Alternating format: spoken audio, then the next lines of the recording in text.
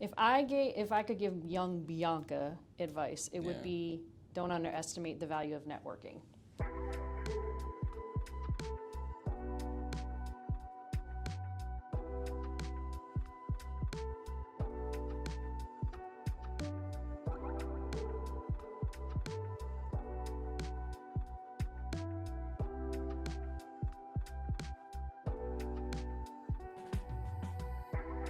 Welcome to Tech Talk, where we dive into tech, perspectives, and people. This is our first episode, and I'm super excited to do this. I'm your host, Kellen Blake, and this is my co-host, Bianca Barrios.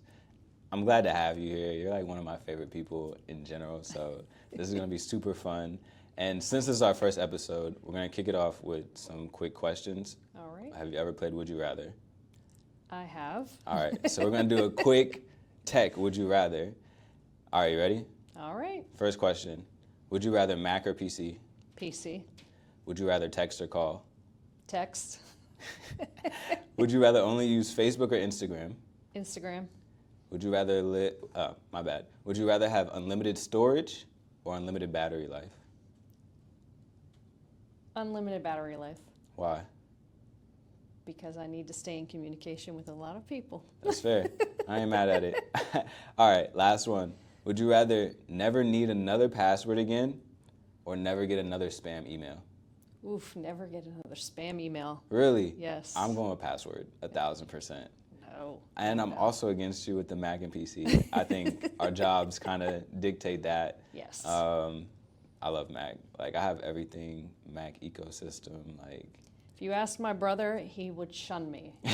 He's never used a PC. But really? I cannot use a Mac. I am too heavy on Word, Outlook, which I know we can do on a Mac, but Word and Excel are just far more difficult. Yeah, I'm not mad at that. That's fair. Well, we kind of talked about it a little bit earlier off camera, but we did a little deep dive on just like your life and kind of my life and just like how we can get to know each other better and how the audience can get to know us as well. So the first question I have for you, what was your first job? Oh gosh, my first job actually was working at a retirement home for military people. I did not think that was going to be here. It was very specific to retired officers and their spouses, and I served food in their dining room. Really? That was my first official job. How did you come about that? Several of my friends' parents worked there in a bigger capacity, and so it became almost like our entire high school had jobs there on some level. There were many floors. There was a main hall dining room. There were assisted living dining rooms. So there was no shortage of work, and it was very good paying for a high school job. So what age, like 16? I was 15 when I started with a work permit. What was minimum wage? I think I was making $15 an hour, which was a lot. Yeah, that is not minimum wage. Which was a lot in 1990.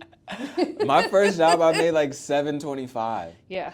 And my first job was like, I was technically like a moon bounce assistant. Yeah. So it was like a program where I lived at, and you could like do cotton candy. You could attend, like moon bounces, and you could also do like face paint and stuff like that. Okay. And I didn't even want to do it. You got like signed up to a summer camp, and then after the summer camp, you got hired. Okay. And so it ended up being like one of the best jobs ever, and it was super fun. And it was like every summer, every time I'm back home, like, yeah, sign me up. Let's do it. Well, that's the key, the fun, right? Like we had fun there, so that helped that there were so many of us. We could trade shifts with each other. It didn't get complicated and messy. The hours, most of them were on the weekends, so it didn't interfere if you played sports. It didn't interfere really with your academics. Now you could work during the week, but the heavy load was on the weekends. Yes. But fair. Early, 7 a.m., like we did early calls, but it was fun. I'd rather do early. So would you rather work early or stay late up and like knock things out at night? It depends on the job. I would say for that one, 100% early. But in my bartending days, clearly night shift was best. Bartending days, I feel like most bartenders bartended at multiple places. Yes. What was your favorite place that you bartended at? Well, I bartended at the clubs downtown in D.C. So I worked at two very specific places, VIP and H2O, and if you were growing up in that time, that was the place to be. I heard H2O specifically was like a spot for sure. It was definitely a good time. So for me, that definitely was a different vibe, but even today, I'd rather work early. Like my normal day jobs, I like the day part of it. That's fair. So all those questions actually shape up perfectly. So you worked all these jobs. How did you end up at TekSynap? All right, so my first job in GovCon was a consulting job. Go all the way back, I think I was 25. Yeah. And it was a California-based company, but my first program was with the VA. And at the time, I was very technical, and I was actually a developer. So I was helping with what is now known as My Healthy Vet, building the requirements for that system. Yeah. And in full transparency, kind of just fell into it. I really liked what I was doing, and it just blossomed from there. And I toggled between that and telecom for about 10 years, and then I've been full GovCon ever since. Dang. So like high school, college? I went to college, George Mason, where I got my undergrad. So what did you study at George Mason? Management Information Systems, which now would be known as computer science. What was your first computer? I don't even remember what the computer was because my parents bought it, but I do remember having to format my floppy disks. I'm going to ask you all, because we have production, and he's 22. Do you know what a floppy disk is? Isn't that the thing that goes in like the actual hard drive of the computer? It is, and there So were... it's like a hard drive almost, right? It's like a memory card. More like a way. A memory stick. Yeah. Like a memory stick. Yeah. And if you didn't format, you didn't save anything. So you thought you saved things. So Shout out to floppy disk. I miss those. I'm not gonna lie. Miss them. You don't miss them? One major college, my first year of college, one major project, I didn't know I had unformatted disks, and I kept submitting, and he was like, "There's nothing on your disk," and I was like, "What do you mean?" That is what the problem was. That's tough. It was very tough. That's tough. That's cool.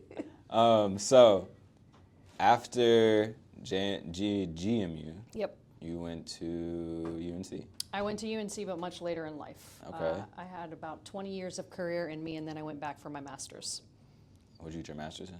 I got my master's in business administration with a minor in entrepreneurship. I minored in entrepreneurship too, so go twin. Yep. I'm here for it. That's actually funny.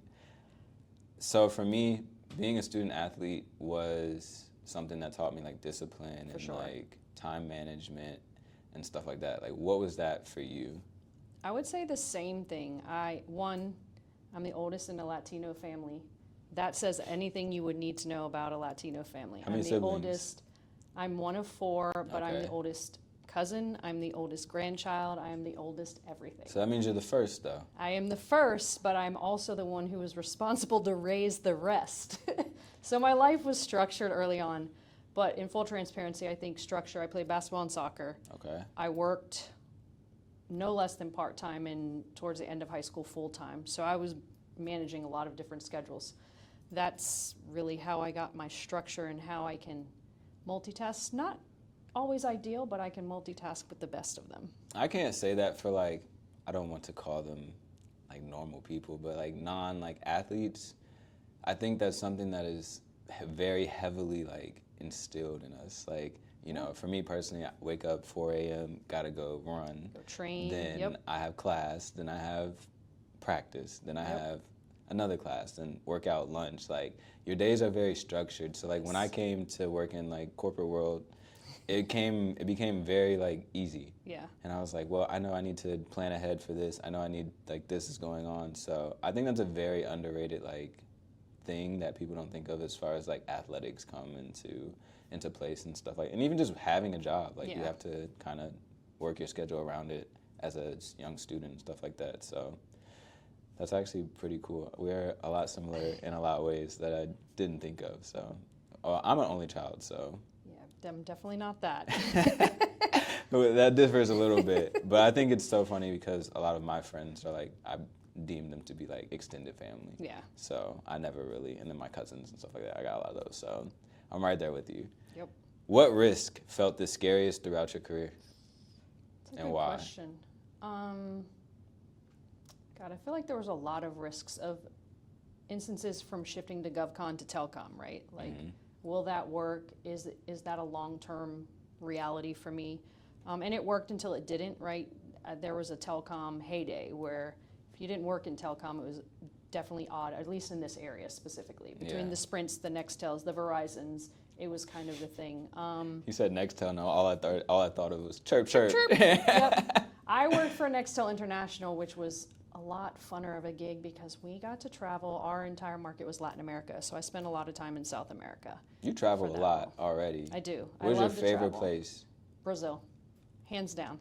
What country in Brazil? I mean, Sao city. Paulo, Sao specifically. Now, I mean, there's other great places. I just spent a lot of time in Sao Paulo. Not off topic, but like just because you said Brazil, I got into UFC as of recently. A lot of my favorite like fighters are from Brazil. Yeah, there's a lot of that there. I definitely encourage anyone, especially in your younger years, travel for work or personal, but it gives you a different perspective. We got to get TekTalk to Brazil. I'm here for that. Let's. You would not have to convince me. Look, if we're gonna make it happen. We're gonna make that happen. Off of episode 1, we're gonna predict we're gonna do this in Brazil one day, and that's gonna be super fun. That's awesome though, for sure. But I mean, I think from a risk perspective, every job was a risk because at some point along the way I was a single mom. Yeah. So a paycheck was number one. Job satisfaction wasn't the bigger priority for me. It was making sure I could take care of my family, right? So I'd say each time I changed jobs, but outside of that, that is the one thing in life I was not willing to risk financially. Yeah. Because I've been asked many times, why do I not have my own company? And the reason is, if it doesn't work, I don't have anything to fall back on. So that's where I draw the line. I take risks in a lot of my life, but not my financials. I was gonna say, have you ever had like I want to say like an F-it moment where you were like, I'll do this risk like with my finances? No. Because I know I have. No. For sure. Not really. Now, made stupid decisions, but not full-on risk where it was going to put me in a very bad place. That's fair. But I definitely would say some dumb decisions with looking back. You don't know what you don't know sometimes. Mm-hmm. And coming from a family of true blue collar, no one was telling me investment, finances, make sure you have this. So I was learning as I was going. So there was definitely a few hiccups along the way. I think that's something that's very underrated as well. What do you think, and this might be a crazy question, but what do you think is more important as far as education goes? Hands-on experience or just like going to class? I'd say a blend, but really hands-on teaches you more. For sure. Because you have the room to learn, make mistakes, learn from the mistakes. Book knowledge is important, but I would take someone with more experience and less degrees over the degrees because you know how to do it. Yeah.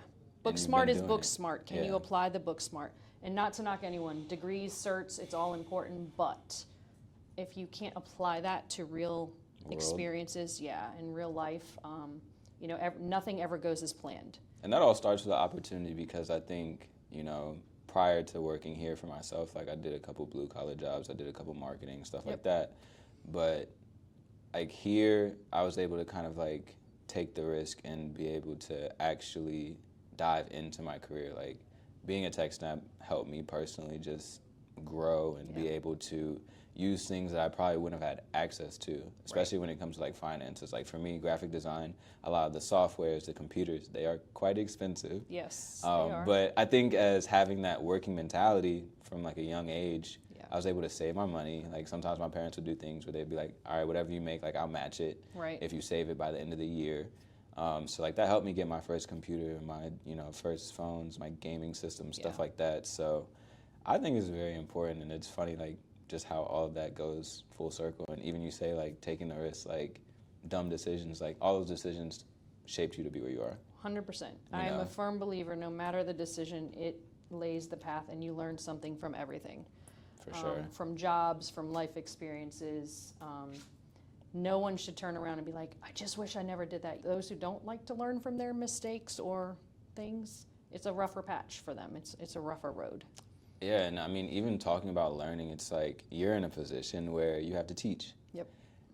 And I think, like, I've been in that position as well. I think the most important thing about learning how to teach is learning how to learn. Yeah. Like you have to learn the people and how they learn, because I can't just teach you how I think best. Right. And I think that gets lost in a lot of things. Like a lot of people just think you can be able to pick things up how they picked it up. Right. And instead, like, everybody has their own speed, so. And different way of learning. Yeah. Visual versus verbal versus touch versus, and I also think how you represent someone's mistake to them will make them make decisions of not being willing to do it again because they're afraid of the repercussions. That is or knowing you can make the mistake because that's real life and you'll be able to, you know, have that conversation. Look, that wasn't a good idea. Yeah. You know, but if you're afraid because you really get hammered, hurt, fired because of it, then you won't take as many chances, which I think inhibits your growth. I agree. You couldn't have said that any better. I'm right here with you. And we're talking about shaping the future. We're in this era. How do you think AI is shaping the world, not just in terms of technology, but in culture, jobs, and just the way people live day by day? I'll be honest, I think my biggest concern or fear with AI, which was already being built just by living behind social media and phones and computers, is the lack of ability for people to communicate with people without checking how to say it, how to answer it.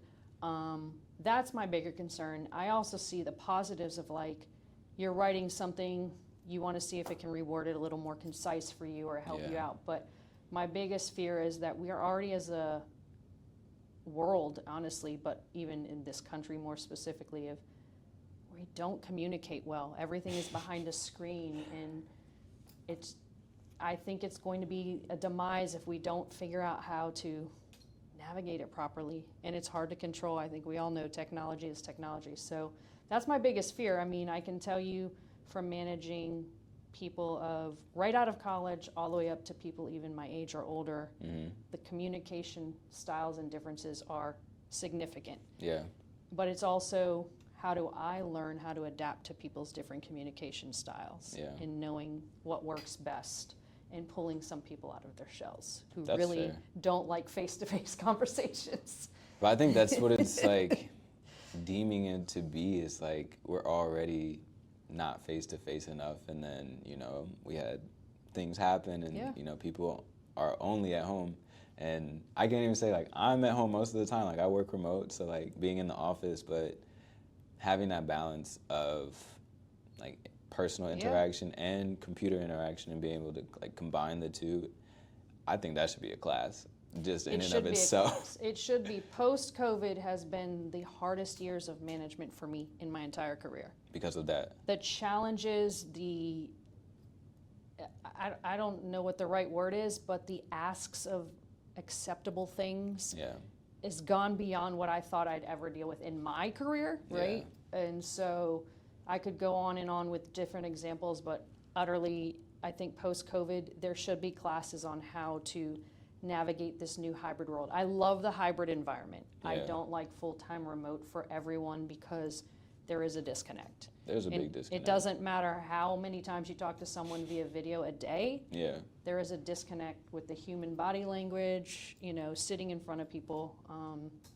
And it will hurt eventually when people like me are no longer in the workforce.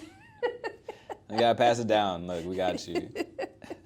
That's fair, though. I think communication is, outside of work, I think it's one of the hardest things to do because of fatigue and just, like, assumptions and things like that. I think it's funny, though, the more you're, like, comfortable with a person, the less you feel like you need to communicate with them. Yeah, that's because true. You think they know what you're thinking. You can be like, well, why didn't you, like, think I thought like this? And I'm like, I have no idea. It's a different day. You know, so I think that's funny, but I think that's super important. I think it's crazy. AI definitely is shaping the world. Every time I think of it, I think of iRobot. Yeah. Great movie. But it's just like, that is something that I fear is, like, on the horizon. But I fear it, but I also think it's super cool in a way, like, to an extent. But I think it's super helpful too. Like, what's your favorite AI tool? Honestly, I don't want to say I'm so advanced that I've used a ton of them. I like ChatGPT for now. I don't use it I hear people all the time say, oh yeah, just put it in ChatGPT. I don't use it to that extent, Yeah. right? I do like to use it to get ideas or help me outline something. Or my favorite is taking a picture of my handwritten notes, because that's how I still operate. And it then puts it into digital format for Wow. me, which that is probably my favorite feature right now, because I do a lot of handwriting. And then, like, I shared my quarterly team meeting notes with my team yesterday in like 5 minutes. Do you write in cursive?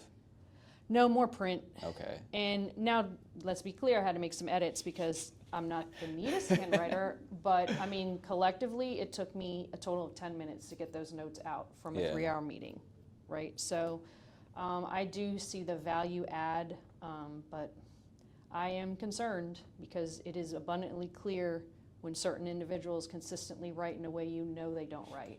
Yeah. You know, emails, different things that happen, you're like, that's interesting. Yeah, it takes the person out of like personable. Yeah. You know, and it's like one-on-one emails and stuff like that. Yep. Like I try to make sure I say good morning, stuff Yeah. like that, to just make people feel better, or else we're just gonna all be robotic and just Yeah. like in our own brains and just in a routine, you know. Yep. So no, I agree with you and with how that goes. What is one tool or app you absolutely can't live without? Text. I don't know that that's a tool or an app, but well, I guess it's more of a tool. Yeah. I do a lot via text because I sit in meetings 8 hours a day, so the easiest way to get a quick answer is text or like a Teams channel. That's fair. Yeah, technology-wise, that's for me. I mean, email for me is a black hole because I get so many. Are you a very like neat person? No. Okay, because I'm not afraid to say it, I have 70,000 like unread emails. I don't have 70,000, but I have a lot in my inbox. 70 is excessive, but I think that goes back to my like spam thing. Yeah. I get so much extra spam Yeah. that I do miss emails because I just have so many. That's fair. But I do keep up probably more than a lot of folks, that at least I've been told. Yeah. However, I do a lot of forwarding. I do a lot of forwarding. Can you handle this? Can Look, you address this? Delegation, you know?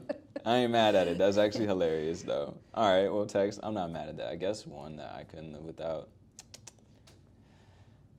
App, probably would say TikTok. Oh, see, I don't do TikTok. That's fair. TikTok or... Security risks. That's no, fair. sir. TikTok or... I would go with chat now. Okay. Because I use it pretty much. It's like my new Google. Yeah. You know, when I just need a quick question or quick idea or something like that. I use it to code, so Okay. even that to that extent, like why not? I'm trying to get better versed on Gemini Yeah, to, like, when I go to conferences, different tools that'll be more concise on me summarizing kind of what I've learned. yeah. Because I don't necessarily carry a notebook at a conference, but if I could put it in my phone. So there are some I'm trying to adapt to, but I am a bit old school. What works for me works for me. Look, you gotta do what's best for you. At the end of the day, we're all different. I'm not mad at it. All right. When you think back to cartoon shows, Oh, gosh. or cartoons, or just shows in general, what is the coolest one that had the coolest tech or innovation in it? Oh, gosh. Coolest tech? Or innovation? Yeah, I was going to say, you do realize how old I am, right? Tech wasn't really a thing, not until I was older. God, what were my favorite shows? You want me to tell you mine? Hard. Yeah, because All right, it's mine hard to was remember. Jimmy Neutron. Okay. That was And my then- brother's, so that aligns. Okay. Okay. I can give you one for you if you Yeah. want me to, and then we can like play a game and like Yeah, you I can be can't like, think nah, of one that just stands out to me like that was my favorite. like the Jetsons. That was one that was cool because I Okay. feel like we live in Jetson land now. What's one thing from the Jetsons you wish you had in 2025? Oh, a little plane to ride around in instead of a car, especially I'm not mad here. at it. I always say, like, some of the highways, especially in Texas, it looks like the Jetsons with all the like. Oh yeah, Texas is Houston. Yeah, it's insane. They're So insane. that it does remind me. So that is one I watch a lot with Rosie the robot. Yeah. See, that was Would technology. you get a personal robot? Nah. Nah. It would annoy me. I used to want like a Goddard because I didn't want a real dog at first. So I was No, you know, those are cool. I was like, When I went to Japan in the Sony labs, those dogs it's legit. Like, Yeah? the rolling. I seen and like all they right. act like a real dog. Shameless but plug. I watched America's Got Talent. and they have like a whole routine of like dogs, like not dog, what do you call them, robo dogs? Yeah. Robo dogs just dancing and No. doing their thing. So I'm like, that is hilarious. All right. I've had real pets. It does not replace that. Yeah. A real pet is so What do you- loyal and so Dog, special. cat, fish, Dog. dog. Yep. You have a dog now? No, my dog passed actually I'm sorry. a year ago in October 14th to Are be you gonna exact. get another one? Eventually. I Okay. travel too much right now. That's fair. It's not I have fair. a puppy now. Yeah, good luck. It's like having a child. It is. It definitely is. My kids have dogs and cats. I'll let them You hold visit. on to it for now. Yeah, I ain't mad at that. That's funny. All right. Last question for the day. We're Okay. going to end it on this one. What is the biggest lesson you've learned throughout your career thus far? Treat people how you want to be treated, because the impact you leave on people, I don't think people realize how strong, positively or negatively, it can be. Yeah, And don't judge a book by its cover. Those would be the two. that's fair. Would you say it's more of a what you know world or a who you know world? Ooh. It's a mix. It's a solid mix. You gotta pick one. Um, I'm putting you on to the spot for this question. what you know gets to who you know. So I think That is true. the Dang. further you go, it's who you know. You're great. You're great at answering questions. That was a great answer. That was a great answer. I definitely agree with the who you know. If I could give young Bianca advice, it would Yeah. be don't underestimate the value of networking. 1,000%. I didn't know how valuable it was, and I didn't have as many opportunities more because of my personal life. Yeah. Early career, I focused more on my kids. Yeah. As they got older, I focused more on career. So I missed out on probably a lot of opportunities where I could have met other people Yeah. that opened other doors. So yeah, I that would be the first piece of advice I would have given my younger self. I know I said that was the last question, but I'm sorry. That Mm-hmm. it opened up something where it's like, have you always been, well, as long as I've known you, you've been like fun, bubbly, like great person to be around. Have you always been that way? Because when we were talking about risk, I know I said mine in a way, but I think my biggest risk is betting on myself and being a person that like steps out of my comfort zone Yeah. and like actually try to introduce myself to people and actually be in person, because it's not fun. Like, I'm not Yeah. gonna say it's not fun, but it's like not the easiest of things for me No, it's personally. hard. I think it's hard. And just trying to go and do it has always been like a challenge until I started like accepting the fact that like it could actually be a fun thing, because you never know like who this person is or like what they're going through, and just you saying something like good morning or like Yeah. I appreciate you could go a long way. So I mean, everyone's human, right? Yeah. Have I always been like this? No. okay. I'd say as I grew in confidence, I've never been a shell of who I am, Yeah. but I wouldn't say I was this confident and comfortable and I will talk to anybody. And I think that came with time, experience, being comfortable with yourself. Yeah. But I've never been shy. Yeah. I think I just know how to leverage it better. That's fair. I'm not mad at that. Well, I appreciate you for all your honesty and all your fun. This was a lot of fun, just like getting to know you a little better. And No problem. hopefully we can talk more tech, dive into some more fun videos. And like I said, we gotta get to Brazil. Brazil would be I'm a good putting goal. into existence. Highly recommend if you haven't been. I think you'll be Let's do pleasantly it. surprised. Well, I appreciate you. Make sure you guys tune in, turn on the notifications, subscribe. We got a lot more content to come through. I appreciate you. I look forward to doing this again. And yeah, catch you guys next time. Sign off. All right. Thank you.